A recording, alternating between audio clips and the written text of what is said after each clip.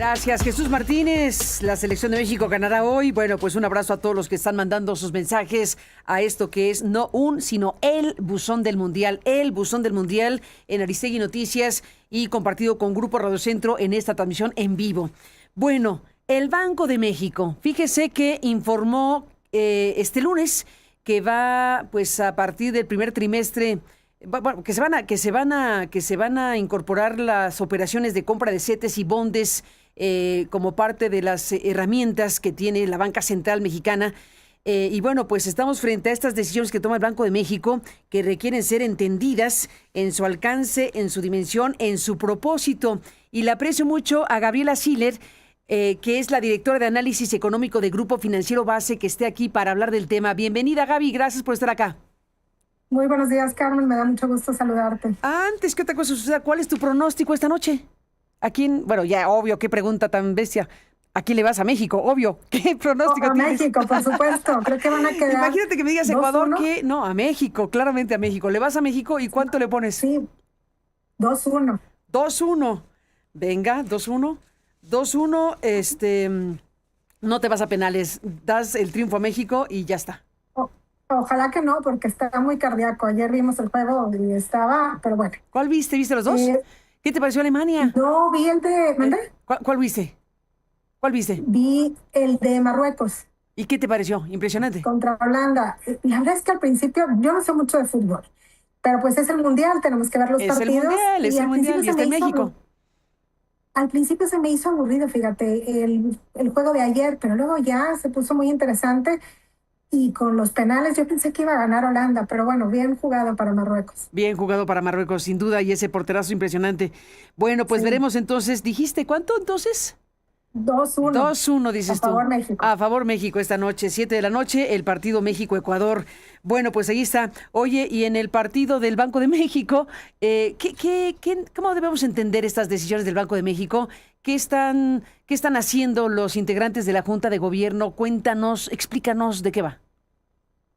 Es una herramienta más de política monetaria. Se generó mucho revuelo porque pues sí hay preocupación y creo que ya desde hace varios años viene la preocupación de que el Banco de México pudiera perder su autonomía o que pudiera financiar al gobierno. Pero la verdad es que la ley del Banco de México es muy estricta y el Banco de México no puede financiar al gobierno y lo que van a hacer es simplemente un cambio en una de las herramientas que se utilizan para la política monetaria.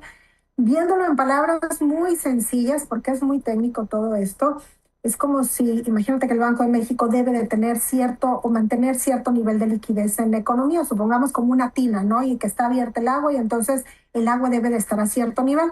El nivel en el que llega es la tasa de interés, porque dependiendo de esa liquidez es que la tasa de interés en la práctica realmente esté alrededor de la tasa de interés que el Banco de México dicta en sus decisiones de política monetaria. Entonces, la tasa de interés es lo que vemos como la herramienta principal, pero hay otras herramientas también que se llaman operaciones de mercado abierto, que es la compra y venta de valores gubernamentales. El Banco de México ya lo venía haciendo, nada más que ahora hay varios cambios. Uno, van a utilizar CETES, que son instrumentos de corto plazo. También está ya predeterminado el monto, que no son montos muy grandes. Claro que escuchamos que es un montón de dinero, pero en relación a la liquidez que debe de haber en el mercado, no es tanto dinero lo que pudieran comprar o vender en el mercado secundario. Además, esta es otra cosa relevante. No le van a comprar directamente al gobierno, a vender directamente al gobierno, sino que será de lo que ya está en el mercado, es decir, de las compras y ventas que se hacen entre los inversionistas, sale aquí el Banco de México.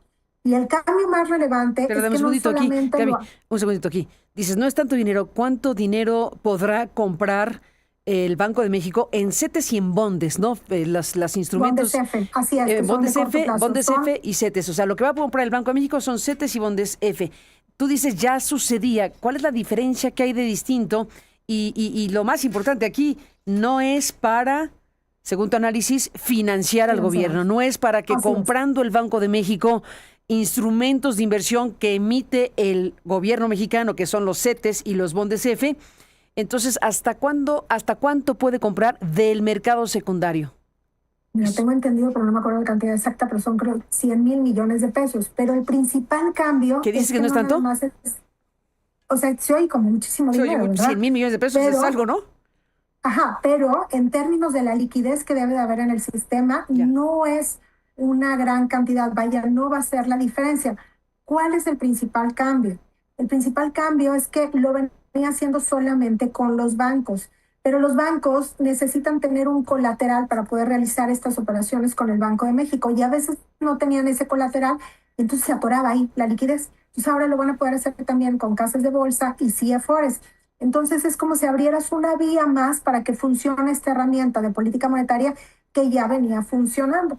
Por supuesto que el mercado va a estar muy atento a cómo funciona en la práctica, sobre todo porque como se generó mucho revuelo, entonces ver cómo funciona y yo creo que en la medida que siga funcionando, que no pase nada, que no se muevan las tasas de corto plazo, porque son instrumentos de corto plazo, por esto que está haciendo el Banco de México, yo creo que ya todo el mundo estará tranquilo. Por lo pronto creo que pues es una herramienta más de política monetaria que la utilizan otros bancos centrales del mundo. No es para estimular a la economía, sino yo creo que los analistas luego hubiéramos saltado de que, oye, ese no es el objetivo del Banco de México, sino es mantener la inflación acotada alrededor del 3% y para eso necesitan una tasa de interés. Lo que sí es que para mantener esa tasa de interés en la práctica, como lo anuncian en las decisiones de política monetaria, sí necesitan que la liquidez esté alrededor de cierto nivel.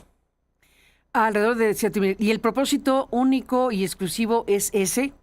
Porque tú dices, se causó mucho revuelo por lo que acabo de decir, porque la gente empezó a decir, a ver, o algunos incluso que se han planteado desde su condición de especialistas, la duda si esto ponía en riesgo un grado de autonomía del Banco de México o esta otra cosa que decíamos o que comentas que pudiera ser para financiar al gobierno mexicano. Tú dices que no es para eso, que es el tema es la liquidez. Yo, al principio, así se entendió al principio, noticia, ¿no? Lo primero que pensé fue en la llamada distensión monetaria, el QE, que ha utilizado la Reserva Federal en Estados Unidos para estimular a la economía. Pero ya viendo los pormenores, los detalles, porque luego el Banco de México hizo una llamada con analistas y luego ayer sacó también un comunicado muy detallado, la verdad es que no es una distensión monetaria, no es tampoco para financiar al gobierno y está bastante acotado.